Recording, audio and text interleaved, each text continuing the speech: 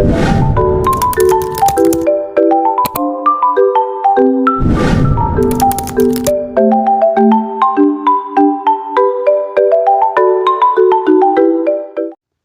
Beden dari kelas 11 B2. Di sini saya akan menarik kesimpulan dari bab 6, yaitu memperkokoh persatuan dan kesatuan bangsa dalam konteks Negara Kesatuan Republik Indonesia. Apa sih makna persatuan dan kesatuan bangsa? Berdasarkan konsep wawasan Nusantara, negara Indonesia merupakan pertama negara kepulauan. Kedua, konsep utamanya adalah menunggalnya wilayah daratan dengan wilayah lautan. Yang ketiga, pengertian negara kepulauan adalah merupakan suatu wilayah lautan yang ditaburi pulau-pulau besar dan kecil. Lautan atau perairan merupakan wilayah pokok, bukan wilayah pelengkap. Lautan merupakan bagian tidak dapat terpisahkan dari daratan, bukan pemisah antara daratan dengan pulau. Dan selanjutnya kita masuk kepada perwujudan Kepulauan Nusantara sebagai satu kesatuan Republik Indonesia. Dalam bidang politik, pertama, bahwa keutuhan wilayah nasional dengan segala isi dan kekayaannya merupakan satu kesatuan wilayah, wadah, ruang lingkup, dan kesatuan mitra seluruh bangsa serta menjadi modal dan milik bersama bangsa. Kedua, bahwa bangsa Indonesia yang terdiri dari berbagai suku berbicara dalam berbagai bahasa daerah, memeluk dan meyakini berbagai kepercayaan, dan dalam arti yang seluas-luasnya.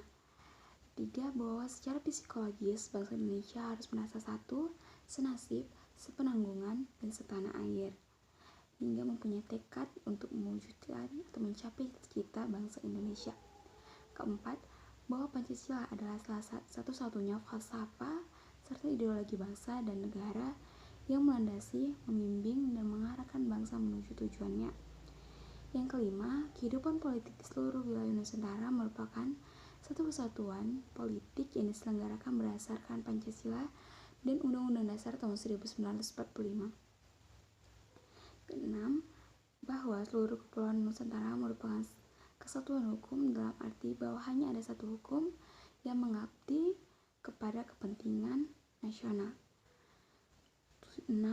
Ketujuh, bahwa Indonesia hidup berdampingan dengan bangsa lain, ikut menciptakan ketertiban dunia berdasarkan kemerdekaan, perdamaian abadi, dan keadilan sosial melalui politik luar negeri yang bebas aktif serta diabadikan untuk kepentingan nasional.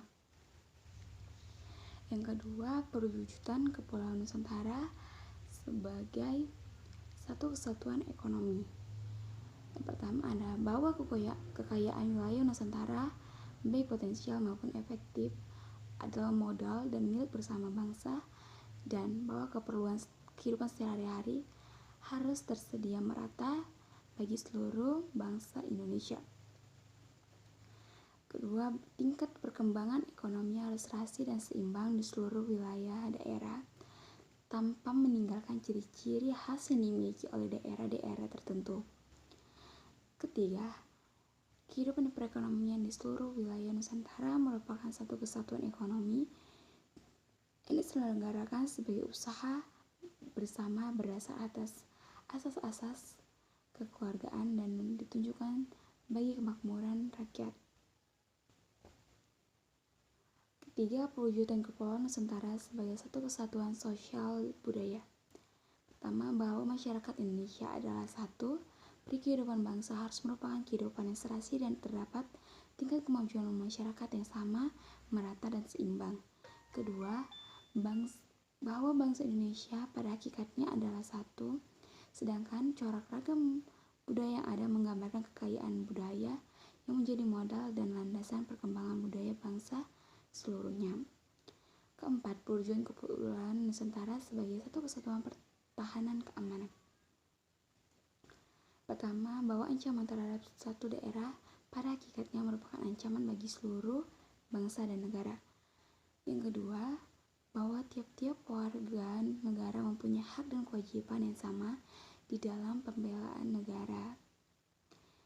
Bangsa Indonesia yang secara sadar ingin bersatu agar hidup kokoh sebagai bangsa yang berdaulat memiliki faktor-faktor integratif bangsa sebagai perekat persatuan, yaitu yang pertama ada Pancasila, yang kedua Undang-Undang Dasar tahun 1945, yang ketiga Sang Saka Merah Putih, yang keempat lagu kebangsaan Indonesia Raya, yang kelima bahasa Indonesia, dan yang keenam Sumpah Pemuda.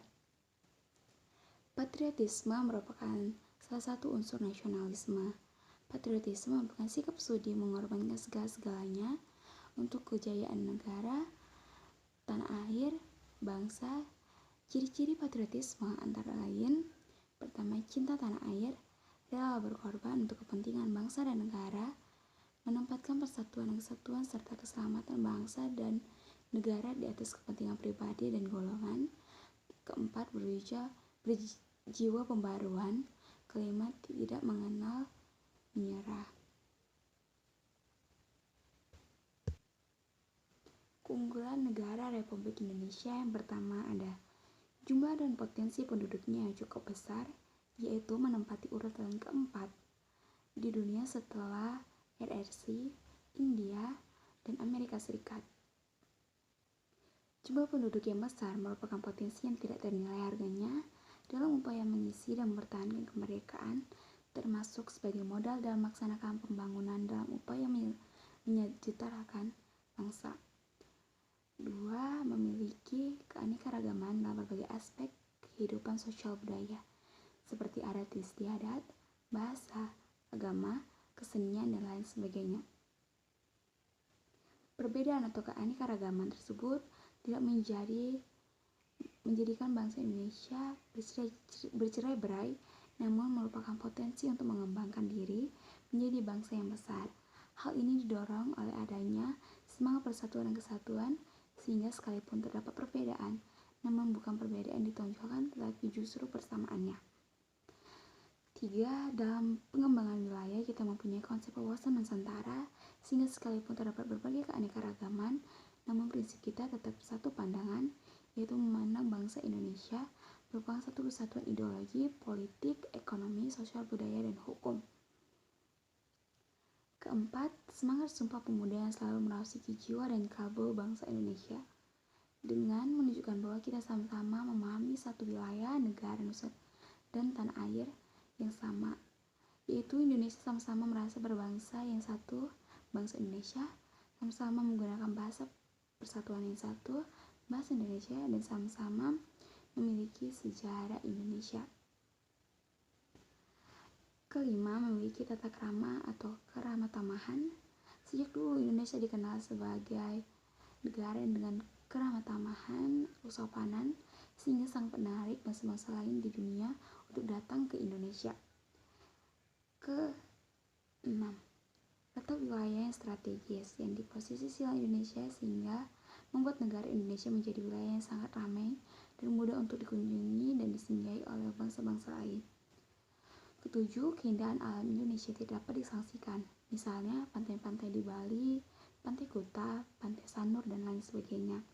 Di Sumatera Utara ada Danau Toba, dan di Jawa Barat ada Pantai Pangandaran dan Pantai Carita, Gunung Tangkuban Perahu. Keanekaragaman flora dan fauna membuat bangsa Indonesia juga sering dikunjungi oleh bangsa-bangsa lain. Ke-8, salah satu keajaiban di dunia juga ada di Indonesia. Contohnya ada Candi Borobudur yang tidak sedikit menarik wisatawan untuk datang ke Indonesia. Selain Candi Borobudur, terdapat juga Pulau Komodo.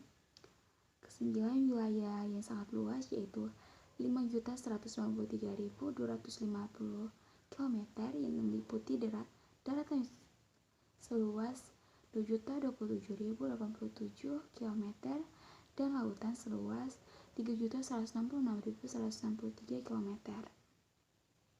Faktor-faktor pendorong dan penghambat persatuan dan kesatuan bangsa Indonesia.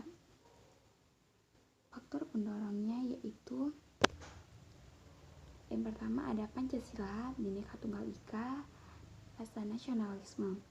Faktor penghambatnya ada kebinekaan keberagaman pada masyarakat Indonesia merupakan salah satu penghambat apabila tidak diiringi oleh sikap saling menghargai, menghormati, dan toleransi. Kedua, geografis. Letak Indonesia yang terdiri dari pulau-pulau dan kepulauan memiliki karakteristik yang berbeda. Daerah yang berpotensi untuk memisahkan diri adalah daerah yang paling jauh dari ibu kota atau daerah yang terisolasi. Tiga, munculnya gejala etnosentrisme, merupakan sikap menonjolkan kelebihan budayanya dan menganggap remeh budaya lain. Keempat, melemahnya nilai budaya bangsa. Lemahnya nilai budaya bangsa akibat kuatnya pengaruh budaya asing yang tidak sesuai dengan kepribadian bangsa.